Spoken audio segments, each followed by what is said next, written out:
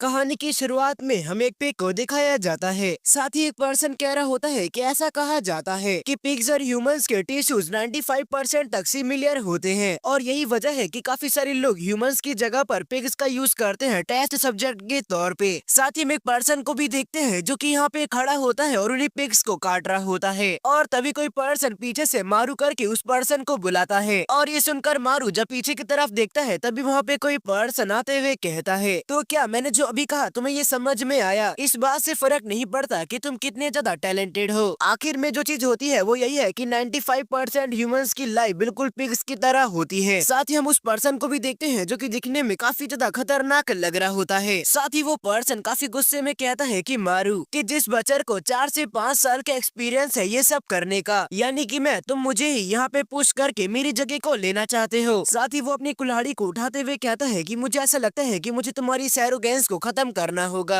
और ये कहते ही उसने काफी खतरनाक अटैक मारू पे कर दिया होता है। लेकिन हम देखते हैं कि अटैक देखने के बावजूद भी मारू के चेहरे पे कोई भी एक्सप्रेशन नहीं आता एंड देन हमें पता चलता है कि अटैक उस पर्सन ने मारू पे नहीं बल्कि उसके पीछे रखे पिग के बॉडी पर किया होता है और इसके बाद वो पर्सन खुश होते हुए बार बार उस पिग पर अटैक करते हुए कहता है, तो जैसा कि तुम देख सकते हो मैंने कहा था कि तुम अभी भी मुझे सरपास करने के लिए काफी ज्यादा दूर हो। अब मैं भी क्या कर सकता हूँ जब मेरे अचीवमेंट इतनी ज्यादा है। लेकिन ये सुनकर मारू उसको रिप्लाई करते हुए कहता है, बॉस अगर आप बार बार उस वर्क बेंच पे ऐसे अटैक करते रहोगे तो वो वर्क बेंच वापस से टूट जाएगा, इसीलिए मुझ पे एक एहसान करो और ये करना बंद कर दो। इसके बाद वो बॉस अपने हाथ में एक पिग के बॉडी पार्ट को उठाकर कहता है, एक बार तुम इसको देखो तो आखिरकार मेरी स्किल कितनी ज्यादा बेस्ट है। आखिरकार ऐसी किसी चीज को हमें बेचना ही क्यों चाहिए। एंड इस बॉस का नाम जुनो होता है और ये लाइफ स्टॉक फूड का मैनेजर होता है। साथ ही हमें मारू के बारे में भी पता चलता है कि वो एक एम्प्लॉई है जो कि यहाँ पे काम करता है और साथ ही हम मारू की स्किल्स को भी देखते हैं जो कि नाइफ को लेकर काफी ध्यान से हर एक चीज को धीरे धीरे करके हटा रहा होता है। ये देखकर जुनो उससे कहता है कि तुम्हारी स्किल भी इतनी ज्यादा बुरी नहीं है। आखिरकार कौन ही वो पर्सन होगा जो तुम्हें कह सकता है कि तुम्हें इस चीज का सिर्फ 1 साल का एक्सपीरियंस है। लेकिन जुनो की ऐसी हरकत देखकर मारू उससे कहता है कि अगर आप मेरी हेल्प नहीं कर सकते तो कम से कम मुझे परेशान भी मत करिए। ये सुनकर जुनो पीछे की तरफ मुड़ते हुए कहता है कि यांग तुमने देखा क्या, मारू आज अपने काम को सही से नहीं कर पा रहा तो इसीलिए काम के सिलसिले में मैं इसको बाहर लेके जाऊंगा। लेकिन यांग यांग बुलाने के बाद भी यांग यहाँ पे नहीं सुन रही होती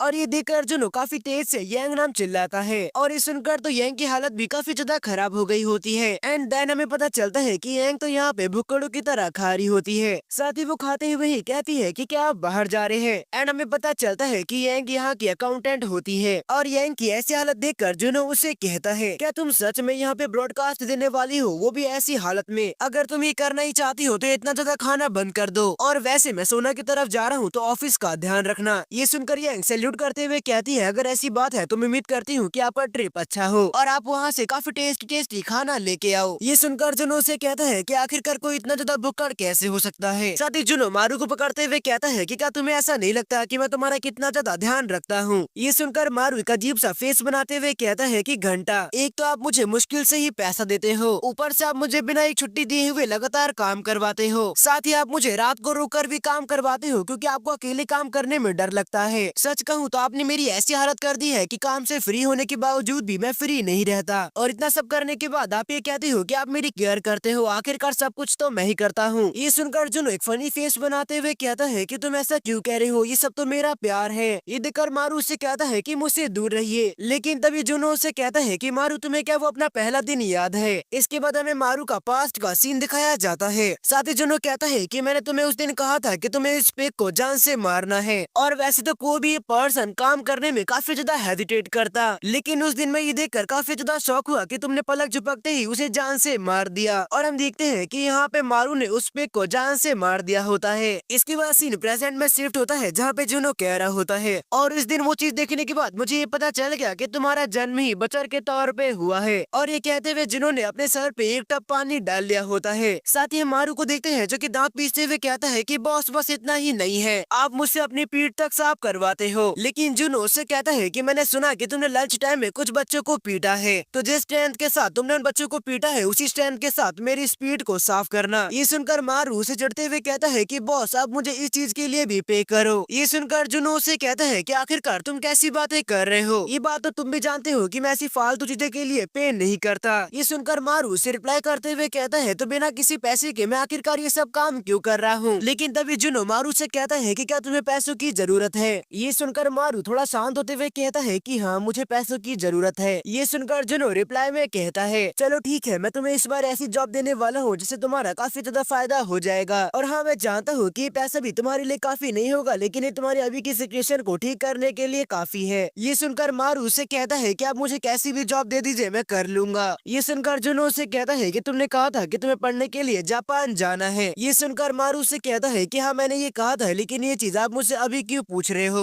लेकिन तभी मारू मुस्कुराते हुए कहता है तो चलो ठीक है फिर चले जाओ जापान। ये सुनकर मारू शौक होते हुए कहता है कि क्या। और अगले सीन में हम जापान में एक एरोप्लेन का सीन देखते हैं और उसी के नीचे हमारा मारू खड़ा होता है। और मारू को देख के साफ पता चल रहा होता है कि वो यहाँ पे काफी ज्यादा शौक है। इसके बाद मारू चिल्लाते हुए कहता है कि क्या ये सच है, मुझे इस पर यकीन नहीं हो रहा। इसके बाद हमें अर्बन लाइफस्टॉक फार्मिंग नाम की एक जगह को दिखाया जाता है। साथ ही हमें मारू की वॉइस ओवर आ रही होती है जो कि कह रहा होता है कि मुझे यहाँ पे बस इसीलिए भेजा गया है क्योंकि जापानीज लाइफस्टॉक कंपनी को अचानक की मैन पावर की जरूरत है। एंड हम लोग मारू को देखते हैं जो कि गुस्से में मीट को काट रहा होता है। साथ ही वो अपने मन में कहता है कि आखिरकार क्या मजाक है, 6 महीने के लिए मैं तो यहाँ पे सिर्फ एक दिन भी नहीं रुक सकता। और मुझे इस चीज का सेम प्राइस कोरिया में भी मिल जाता तो आखिरकार फॉरेन कंट्री में ये करने का क्या फायदा। सच में ये चीज पूरी तरीके से बेकार है। इसके बाद मारू अपनी आंखों को पीछे की तरफ करते हुए कहता है कि मुझे यहाँ पे एक और चीज समझ में नहीं आ रही। उन्होंने मुझसे कहा था कि यहाँ पे मैन पावर की कमी पड़ रही है। साथ ही मारू के पीछे एक पर्सन को देखते हैं जो कि बैठा होता है और ये देखकर मारू कहता है तो मैं ही वो अकेला पर्सन क्यों हूँ जो यहाँ पे काम कर रहा है। और ये यकूजा जैसा दिखने वाला पर्सन जो कि वहाँ बैठ के स्मोक कर रहा है और ये आने वाले 6 महीने तक मुझ पे निगरानी रखने वाला है। इसके बाद मारू मुस्कुराते हुए उस टकले पर्सन से जापानीज में कहता है तुम्हें यहाँ पे स्मोकिंग नहीं करना चाहिए, ये तुम्हारे सेहत के लिए भी काफी ज्यादा हानिकारक है। साथ ही वो उसे कोरियन में भी कहता है अब इस सारे टकले मैंने कहा ना कि स्मोकिंग करना बंद कर दे, लेकिन उस टकले वाले पर्सन को कोरियन वाला कुछ भी समझ में नहीं आता, इसीलिए वो जापानीज में ही उसे रिप्लाई करते हुए कहता है कि ठीक है। और इसके बाद मारू इस चीज को देखते हुए कहता है कि इससे भी ज्यादा चौंका देने वाली बात तो ये है कि मीट के अंदर से उसकी हड्डियों को काफी अच्छी तरीके से निकाल लो और उसके अलावा बाकी सारे पार्ट्स को हटा दो। इसके बाद मारू एक हड्डी को अपने हाथ में लेते हुए कहता है कि ये हड्डी बाकी हड्डियों के मुकाबले में काफी ज्यादा भारी है, क्या ऐसा हो सकता है कि इन हड्डियों के अंदर कुछ डाला गया हो। साथ ही वो कहता है कि अगर हम इसे ध्यान से देखें तो इस हड्डी के अंदर हमें कट देखने को मिलेगा, जिसे देखकर ये साफ पता चल रहा है कि एक बार इसे काटा गया है उसके बाद इसको रीअटैच करा गया है। साथ ही इसके अंदर से सफेद कलर का पाउडर जैसा भी कुछ निकल रहा है। क्या यही वजह हो सकती है कि इन लोगों ने जापानीज बचर को हायर नहीं किया और यही वजह हो कि याकुजा मुझ पर नजर लगाए बैठा है और आखिरकार ये सफेद पाउडर जैसा क्या है। लेकिन इसके बाद मारू पीछे की तरफ मुड़ते हुए उस टकले पर्सन को देखते हुए कहता है कि नहीं, मुझे अभी खाली अपने काम पर फोकस करना चाहिए और इसके बाद मैं अपना काम करके जल्दी यहाँ से निकल जाऊंगा। लेकिन उस टकले पर्सन की भयानक शक्ल देखते हुए कहता है कि क्या मैं निकल भी पाऊंगा। एंड देन हमें 6 महीने बाद कोरिया में लाइफ स्टॉक ऑफिस का सीन दिखाया जाता है जहाँ पे जुनो कॉल पे कह रहा होता है कि तुम क्या कह रहे हो कि तुम वहाँ से निकलना चाहते हो। और इसके बाद हम लोग मारू को देखते हैं जो कि कॉल पे चिल्लाते हुए कह रहा होता है कि पिछले 6 महीने से मैं यहाँ पे ओवर टाइम काम कर रहा हूँ, यहाँ तक मैं कुछ ऐसे काम भी कर रहा हूँ जो कि मेरे है ही नहीं। एंड साथ ही याकुजा पूरे टाइम मुझ पे नजर बैठाए रखता है। आखिरकार आप ही बताओ ये किस तरीके की जॉब है। ये सुनकर जुनो उसे गुस्से में कहता है कि बच्चे तुझे क्या लगता है कि काम करना कोई गेम है? तूने पिछले 6 महीने लगातार ओवर टाइम काम किया है और बिना किसी कंप्लेन के, तो अब इस तरीके की एक्ट करने की क्या वजह है? इसकी रिप्लाई में मारू कॉल पे कहता है कि मैं सच कह रहा हूँ, ये जगह सच में काफी ज्यादा वियर्ड है। और ये सुनकर जुनो कहता है कि क्या वियर्ड है? मैंने तुम्हें इतनी मेहनत से वहाँ पे भेजा क्योंकि तुमने मुझसे कहा था कि तुम्हें पैसों की जरूरत है, तो क्या तुम मुझे इस तरीके से अब निराश करने वाले हो? और अगर तुम वापस भी आ जाते हो तो तुम्हारी बहन के स्कूल के फीस का क्या होगा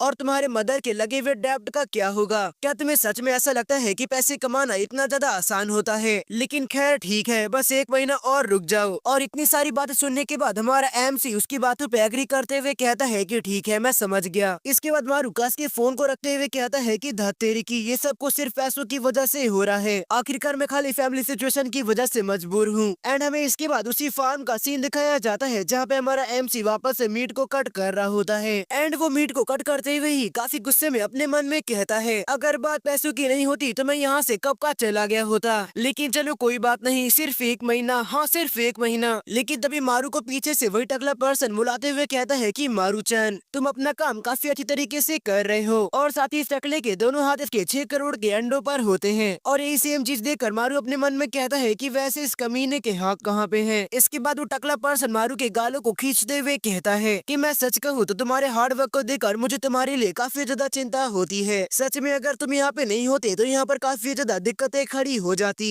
और ये चीज देखकर मारू अपने मन में कहता है कि क्या बकवास है, इसने अपने उस गंदे हाथों को मेरे गालों पे टच कर दिया। आखिरकार इसकी ये करने की हिम्मत कैसे हुई, मैं इसको जान से मार दूंगा। साथ ही वो टकला पर्सन कहता है कि सच में तुम्हारी नाइफ को चलाने की स्किल्स तो काफी ज्यादा अच्छी है और यही वजह है कि ये चीज देखकर मैं काफी ज्यादा इम्प्रेस हो जाता हूँ। लेकिन हम मारू को देखते हैं जो कि सच में काफी ज्यादा गुस्से में लग रहा होता है। साथ ही मारू अपने मन में कहता है कि मैं खुद को होल्ड करने की कोशिश कर रहा हूँ, लेकिन इस कमीने को देखो तो ये मुझे और ज्यादा उकसा रहा है। लेकिन तभी मारू की नजर उस टकले पर्सन की गन पर चली जाती है और ये देखकर मारू अपने मन में कहता है कि क्या ये गन है। अरे नहीं नहीं, मुझे यहाँ पे कैसे भी शांत होना होगा। इसके बाद मारू उस टकले पर्सन से अपने आप को छुड़ा लेता है। साथ ही मारू उस टकले पर्सन से कहता है कि क्या बस यही चीज थी जो कि तुम मुझसे कहना चाहते थे। ये सुनकर वो टकला पर्सन कहता है कि अरे नहीं, मैं तो बस ये कह रहा था कि मैं इस काम को छोड़ रहा हूँ। मेरी गर्लफ्रेंड का बर्थडे है, इसीलिए आज मेरी जगह मेरा छोटा भाई लेगा और इसकी भी गर्लफ्रेंड है। ये जानकर तो मैं अंदर तक टूट गया। एंड इस टकले पर्सन के ये कहते ही वहाँ पे इसका छोटा भाई आ जाता है। साथ ही वो आते हुए कहता है कि बिग ब्रदर मुझे माफ कर देना कि मैं लेट हो गया। और लिटरली ये भी अपने भाई की तरह काफी ज्यादा डरावना है। साथ ही वो टकला पर्सन अपनी भाई की एज बताते हुए कहता है कि ये भी 23 साल का है। ये सुनकर मारू शौक होते हुए अपने मन में कहता है कि क्या ये मेरी एज का है। इसके बाद वो टकला पर्सन मारू को अपने छोटे भाई से इंट्रोड्यूस करवाते हुए कहता है कि एक बच्चा है जो कि कोरिया से आया है और इसका नाम मारू है। तो चलो मैंने तुमको सब कुछ बता दिया है, तो वहाँ की हड्डियों को जरा ध्यान से हटाना। ये सुनकर उसका छोटा भाई हड्डियों के प्लेट को उठाते हुए कहता है कि क्या आपका मतलब इससे है। ये सुनकर वो टकला पर्सन उस पे चिल्लाते हुए कहता है कि अरे तुम्हें समझ में नहीं आता कि मैंने वहाँ पे कहा है। और ऐसी बातें करते हुए वो लोग आपस में ही लड़ने लगते हैं। लेकिन तभी अचानक ही वहाँ पे सारी की सारी चीजें हिलने लगती है और ये झटके फील करके मारू कह रहा होता है कि ये तो भूकंप है। साथ ही वो टकला पर्सन भूकंप के झटके झेलते हुए अपने भाई से कह रहा होता है चाहे कुछ भी हो जाए उन हड्डियों को यहाँ पे मत गिराना। लेकिन बहुत ट्राई करने के बाद भी वो हड्डियाँ उसके हाथ से छूट जाती है और जैसे ही वो हड्डियाँ गिरकर टूटती है वहाँ पे चारों तरफ धुआं ही धुआं हो जाता है। और ये देखकर मारू अपने मन में कहता है कि ये तो व्हाइट डस्ट है। लेकिन वो टकला पर्सन बात को टालते हुए कहता है कि मारू ये तुम्हारा पहली बार है जब तुमने यहाँ पे भूकंप के झटके को देखा है, लेकिन तुम्हें चिंता करने वाली कोई भी बात नहीं है। तुम अपने काम पे कंसंट्रेट करो, ये हड्डियों से निकला हुआ डस्ट हम लोग देख लेंगे। ये सुनकर मारू भी इस वाली बात पे एग्री करते हुए अपने काम पर लग जाता है। साथ ही वो टकला पर्सन अपने छोटे भाई से कहता है कि बेवकूफ इसे जल्दी से करो। ये सुनकर उसका छोटा भाई टकले पर्सन से कहता है कि ब्रदर आपने नहीं कहा था कि ये कोरियन है, तो अगर हम लोग ड्रग्स के बारे में बात भी करते हैं तो इसको कैसे पता चलेगा जबकि इसको जापानीज आती ही नहीं है। तो लेकिन ये सुनकर वो टकला पर्सन गुस्से में अपने छोटे भाई से कहता है कि बेवकूफ कहीं के, उसे जापानीज समझ में आती है। और जैसे ही मारू पीछे की तरफ देखता है वो देखता है कि उस टकले पर्सन ने उसकी तरफ गन को पॉइंट कर दिया होता है। साथ ही वो टकला पर्सन मारू से कहता है कि मारू तुम्हारी किस्मत सच में काफी ज्यादा खराब है। और सामने गन को देखकर मारू अपने मन में कह रहा होता है कि क्या मैं इस तरीके से आसानी से मारा जाऊंगा। मैंने दिन रात अपनी फैमिली के लिए काम किया, तो क्या मैं इस तरीके से यहाँ पे मर जाऊंगा। मैं नहीं मरना चाहता, मैं इस तरीके से तो कभी नहीं मरना चाहता। इसके बाद सीन शिफ्ट होकर हमें पास्ट का एक सीन दिखाया जाता है जहाँ पे जिनो मारू से कह रहा होता है क्या तुम्हें पता है कि तुम मुझे इतने ज्यादा पसंद क्यों हो, क्योंकि जब मैंने तुम्हें पहली बार एक पिग को मारने के लिए कहा था तो आमतौर पर तो लोग ये करने में काफी ज्यादा हेजिटेट करते हैं, लेकिन मारू तुमने ये काम तो पलक झपकते ही कर दिया था। साथ ही एनिमल्स को मारने के बाद लोगों के अंदर एक अलग तरह की फीलिंग आ जाती है। लेकिन इसके अपोजिट मारू जिनो से कह रहा होता है कि मैं ये इंस्टेंट चेक कैसे करूँ कि ये मरा है कि नहीं, लेकिन तुम सारे के सारे लोगों में से सबसे ज्यादा अलग थे और यही वजह है कि मैंने तुमसे कहा था कि तुम एक बच्चा बनने के लिए ही पैदा हुए हो। इसके बाद सीन हमें प्रेजेंट का दिखाया जाता है जहाँ पे उस टकले पर्सन का हाथ यहाँ पे कट के अलग हो गया होता है और एक बार में इसका हाथ मारू ने ही काटा होता है और हाथ कटने की वजह से वो टकला पर्सन काफी तेजी से चिल्ला रहा होता है। साथ ही मारू अपने मन में कह रहा होता है कि हाँ मैं एक बच्चा बनने के लिए ही पैदा हुआ हूँ। मैंने आज तक काफी सारे पिग्स को मारा है जो कि 95% तक ह्यूमंस की तरह होते हैं और यही वजह है कि मुझे अच्छी तरीके से पता है कि मुझे कब कहाँ पे स्टैब करना है। साथ ही वो अपने चाकू को पीछे की तरफ खींचते हुए कहता है कि मुझे ये भी पता है कि इंसान को मारने के लिए मुझे कहाँ पे स्टैब करना है। और ये कहने के बाद मारू ने उसके गर्दन पे स्टैब कर दिया होता है और मारू के इस तरीके से अटैक करने की वजह से वो पर्सन जमीन पे गिर चुका होता है। साथ ही मारू उस टकले पर्सन को देखते हुए कहता है कि मैं उम्मीद करता हूँ कि ये मर चुका हो, लेकिन इससे पहले मारू कुछ और आगे करता। तभी वो टकला पर्सन का छोटा भाई सामने से आकर उस पर चढ़ते हुए कहता है कि मर जाओ। साथ ही उस पर्सन ने मारू को काफी तेजी से एक जगह पर लड़ा दिया होता है और इसके बाद वो मारू के ऊपर चढ़ के उसके ऊपर घूसे ही घूसे बरसाना शुरू कर देता है। साथ ही वो चिल्लाते हुए कह रहा होता है कि आखिरकार तुम्हारी हिम्मत कैसे हुई मेरे भाई को मारने मारने की। तुम्हें पता भी है कि वो कितना अच्छा था, आज वो अपनी गर्लफ्रेंड को प्रपोज करने वाला था। कमीने शांति से यहाँ पे मर जाओ। साथ ही उसके पंचेस की वजह से मारू की हालत भी काफी ज्यादा खराब हो रही होती है। साथ ही वो अपने मन में कहता है कि आखिरकार मैं इस सिचुएशन से बाहर कैसे निकलूं। इसके बाद मारू चाकू उठाकर उसके पेट में घुसा देता है, लेकिन इससे उस टकले पर्सन को कुछ भी नहीं हुआ होता। वो वापस से मारू के अंदर घुसे बजाना शुरू कर देता है। साथ ही वो घुसे बजाते हुए कह रहा होता है कि तुम्हें क्या लगता है कि ये पहली बार है जब किसी ने मुझे स्टैप किया है? ये बिल्कुल उसी तरीके से है, मुझे ऐसा लग रहा है कि किसी ने मुझे टूथपिक चुबा दी हो। साथ ही मार खाते हुए मारू अपने मन में सोच रहा होता है कि इससे भी कुछ भी नहीं हुआ, आखिरकार ये किस तरीके का मॉन्स्टर है। इसके बाद उस पर्सन ने अपने दोनों हाथों को आगे बढ़ाते हुए यहाँ पे मारू के गले को पकड़ लिया होता है। साथ ही वो चिल्लाते हुए कह रहा होता है कि मैं तुम्हारे सर को तुम्हारे शरीर से अलग कर दूंगा। और उस पर्सन के गला दबाने की वजह से मारू को सांस नहीं आ रही होती और धीरे धीरे करके मारू की आंखें बंद होना शुरू हो जाती हैं। लेकिन तभी मारू को पास्ट की एक बात याद आती है जहाँ पे जिनो उससे कह रहा था। तो मारू, जैसा कि तुम ये देख ही सकते हो, जैसा कि तुम देख सकते हो कि इस पिग की हड्डियां काफी मजबूत है, लेकिन वहीं इसका फैट काफी ज्यादा थिक है। इसीलिए अगर तुम्हें बेस्ट बचर बनना है तो तुम्हें हड्डियों को अवॉइड करते हुए फैट को काटना होगा। और प्रेजेंट में मारू भी कुछ ऐसा ही कर रहा होता है। इसके बाद मारू अपने नाइफ को उसकी हड्डियों को अवॉइड करते हुए काफी तेजी से घुमाता है और इसके बाद वो काफी खतरनाक कट उस पर्सन के बॉडी पे लगा देता है। इस वजह से धीरे धीरे करके वहाँ पे काफी तेजी से खून निकलना शुरू हो जाता है और आखिर में वो पर्सन भी मारा जाता है। इसके बाद मारू उस पर्सन को अपने ऊपर से हटाते हुए कहता है कि ये तो किसी पिग से भी काफी ज्यादा भारी है। लेकिन इसके बाद मारू हाफते हुए सामने की तरफ देखता है कि उसने दोनों को तो मार दिया